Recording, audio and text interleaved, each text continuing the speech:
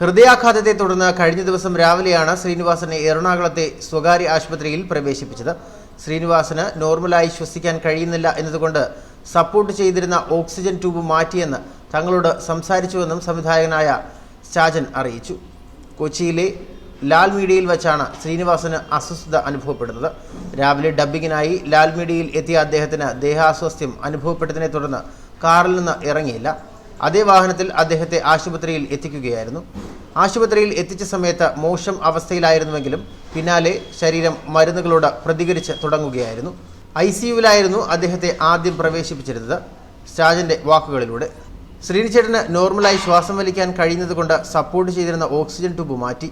24 മണിക്കൂർ ഒബ്സർവേഷൻ തുടരും.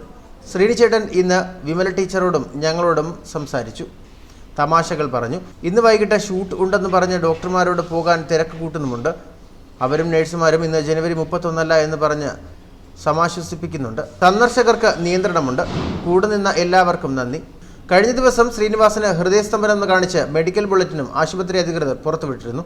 കടുത്ത ശ്വാസതടസ്സവും നെഞ്ചുവേദനയും അനുഭവപ്പെട്ടതിനെ തുടർന്നായിരുന്നു ശ്രീനിവാസനെ ആശുപത്രിയിൽ പ്രവേശിപ്പിച്ചത്. നിലവിൽ വെന്റിലേറ്ററിന്റെ സഹായത്തോടെയാണ് അദ്ദേഹം ശ്വസിക്കുന്നതെന്നാണ് എറണാകുളം മെഡിക്കൽ സെന്റർ ആശുപത്രി പുറത്തിറക്കിയ മെഡിക്കൽ ബുള്ളറ്റിനിൽ പറഞ്ഞിരുന്നത്. കാർഡിയോളജി വിഭാഗം വിദഗ്ധർ അടക്കമുള്ള ഡോക്ടർമാരുടെ സംഘമാണ് ശ്രീനിവാസനെ ചികിത്സിച്ചു വന്നിരുന്നത്. നടൻ ശ്രീനിവാസന് ഉയർന്ന രക്തസമ്മർദ്ദവും പ്രമേഹവും ഉണ്ടായിരുന്നുവെന്നും തീവ്രപരിചരണ വിഭാഗത്തിൽ കഴിയുന്ന അദ്ദേഹത്തിന്റെ ആരോഗ്യനില മെച്ചപ്പെട്ടതുമാണെന്നായിരുന്നു ആശുപത്രി അധികൃതർ പുറത്തുവിട്ട മെഡിക്കൽ ബുള്ളറ്റിനിൽ വ്യക്തമാക്കിയിരുന്നത്. ബുധനാഴ്ച രാവിലെ ഡബ്ബിങ്ങിനായി കൊച്ചിയിൽ ലാൽ മീഡിയയിൽ എത്തിയതായിരുന്നു ശ്രീനിവാസൻ. കടുത്ത ശ്വാസതടസ്സവും നെഞ്ചുവേദനയും അനുഭവപ്പെട്ടതിനെ തുടർന്ന് അദ്ദേഹത്തെ ആശുപത്രിയിൽ പ്രവേശിപ്പിക്കുകയായിരുന്നു. ചികിത്സയ്ക്ക് ശേഷം ഒരു ദിവസം വെന്റിലേറ്ററിൽ തുടരാൻ ഡോക്ടർമാർ തന്നെ നിർദ്ദേശിക്കുകയായിരുന്നു.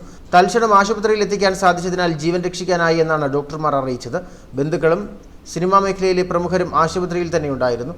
അതേസമയം തിരക്കഥ വിവാദവുമായി ബന്ധപ്പെട്ട കേസിൽ നടൻ ശ്രീനിവാസൻ കൊയിലാണ്ടി കോടതിയിൽ നേരത്തെ ഹാജരായിരുന്നു. സത്യചന്ദ്രൻ പൊയ്ക്കാവ് നൽകിയ ഹർജിയിലായിരുന്നു അദ്ദേഹം ഹാജരായിരുന്നത്. അയാൾ കഥ എഴുതുകയാണ് എന്ന സിനിമയുടെ കഥ തന്റേതായിരുന്നു എന്നാണ് സത്യചന്ദ്രന്റെ വാദം. കേസിൽ സത്യചന്ദ്രന്റെ മൊഴി ശ്രീനിവാസനെ കോടതിയിൽ വായിച്ചു കേൾപ്പിച്ചിരുന്നു. കേസ് ഫെബ്രുവരി 2 പിന്നീട് മാറ്റുകയായിരുന്നു. മജിസ്ട്രേറ്റ് കോടതിയിലാണ് കേസ്. ഇതൊക്കെ ശ്രീനിവാസനെ കടുത്ത മാനസിക സമ്മർദ്ദത്തിൽ ആക്കിയെന്നായിരുന്നു വിലയിരുത്തൽ. സംവിധായകരും തിരക്കഥാകൃത്തുമായ ശ്രീനിവാസനെ പക്ഷാഘാതത്തെ തുടർന്ന് ആശുപത്രിയിൽ പ്രവേശിപ്പിച്ചുവെന്ന തരത്തിൽ കഴിഞ്ഞ വർഷം ജനുവരിയിലും വാർത്തകൾ പ്രചരിച്ചിരുന്നു. എന്നാൽ ബ്ലഡ് ഷുഗർ ലെവലിലുണ്ടായ വേരിയേഷൻ കാരണം അച്ഛനെ ഹോസ്പിറ്റലിൽ കൊണ്ടുവന്നതാണെന്നായിരുന്നു മകൻ വിനീത് ശ്രീനിവാസൻ അന്ന് പറഞ്ഞിരുന്നത്. ഇന്നൊരു ദിവസം ഇവിടെ തുടർന്ന് നാളെ ഡിസ്ചാർജ് ചെയ്യുമെന്നാണ് ഡോക്ടർമാർ അറിയിച്ചിരിക്കുന്നതെന്നും അടിസ്ഥാനരഹിതമായ വാർത്തകൾ പ്രചരിപ്പിക്കരുതെന്നും വിനീത് അപേക്ഷിച്ചിരുന്നു. അഭിനയത്തിൽ മാത്രമല്ല തിരക്കഥാരചനയിലും സംവിധാനത്തിലും തന്റേതായ വ്യക്തിമുദ്ര പതിപ്പിച്ച നടനാണ് ശ്രീനിവാസൻ. മികച്ച കഥാപാത്രങ്ങളിലൂടെ പ്രേക്ഷകർ മനസ്സുകളിൽ ഇടം നേടിയ അതുല്യ നടൻ ഹാസ്യവേഷങ്ങളിലൂടെയാണ് കൂടുതൽ ശ്രദ്ധിക്കപ്പെട്ടത്. ശ്രീനിവാസന്റെ പാത പിന്തുടർന്നാണ് അദ്ദേഹത്തിന്റെ മക്കളായ വിനീത് ശ്രീനിവാസനും ധ്യാൻ ശ്രീനിവാസനും സിനിമാ രംഗത്തേക്ക് എത്തിയത്. ന്യൂസ് ഡെസ്ക് മലയാളി വാർത്ത.